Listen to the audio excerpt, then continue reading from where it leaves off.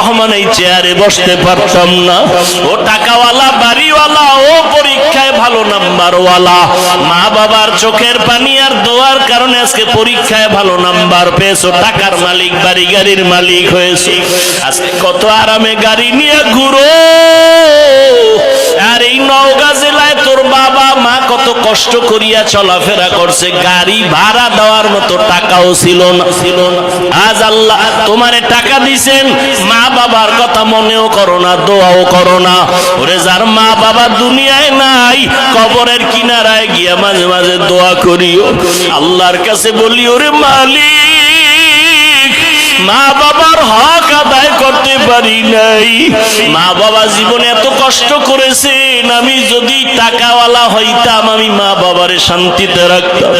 আজ আমার মা এমন জায়গায় আছে, বিছানাও নাই, একটা বাতিও নাই, সাদা কাফনের প্যাকেট হইয়া কবরে ঘুমায়। ও সন্তান, ওই মা বাবারে কাঁদাইয়া যদি থাকো, তাড়াতাড়ি মাওলার কাছে ক্ষমা চাও। আর যার মা বাবা বেঁচে আছে, বাবারে গিয়ে ক্ষমা চাও, হাত ধইরা বলিও, বাবা তোমার ঋণ আদায় করতে পারবো না, দয়া করে তুমি মাফ করে দাও। ও যুবকেরা, যদি মায়ের সাথে কষ্ট দিয়া বেয়াদবি করো, মায়ের বাসায় গিয়া বলবি, মা তুমি দোয়া করলে আমারে মাওলা কবুল করবে, তোমার মনে বোধহয় কষ্ট গেছে, এজন্য আমার আমল নাই, আমার কান্না নাই, মোনাজাতে পানি নাই। মা তোমারে বহু কষ্ট দিয়েছে, গোপনে জানি কত কান্না করেছো, আজ দয়া করে আমাকে মাফ করে দাও। মা আমারে তুমি সম্মানের জায়গায় নিয়ে আসছো, তোমার দোয়া ছাড়া আমি শিক্ষিত হতে পারি নাই, তোমার দোয়ার কারণে আজ আমার আল্লাহ সম্মান বাড়ায় দিছে। মা বাবার কাছে যদি চোখের পানি ছেড়ে দাও, মা মাথায় হাত দিয়া দোয়া করবে, আর সে আজিমে চলে যাবে।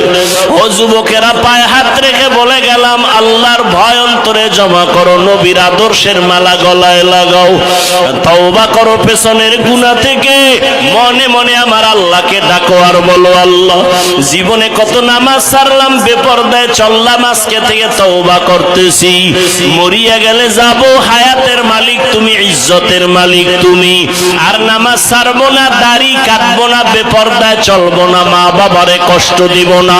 উলামায়ে কেরামের পরামর্শ নিয়ে নবীর সুন্নাত অনুযায়ী চলাফেরা করব।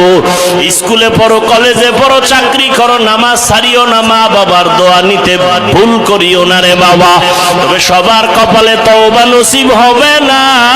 যাদের অন্তর তৈরি হয়ে গেছে, মরিয়া গেল আর নামাজ ছাড়বা না, তওবা করে নিবা, আর দাড়ি কাটবা না, মা বাবারে কষ্ট দিবা না, আলেমদের বরদোয়া নিবা না।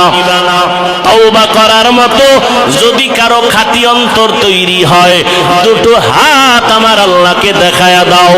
আয় আল্লাহ, হাতগুলো কবুল করে নেন, তওবা কবুল করে নেন, তওবার উপরে মজবুত হইয়া চলার তৌফিক দান করেন।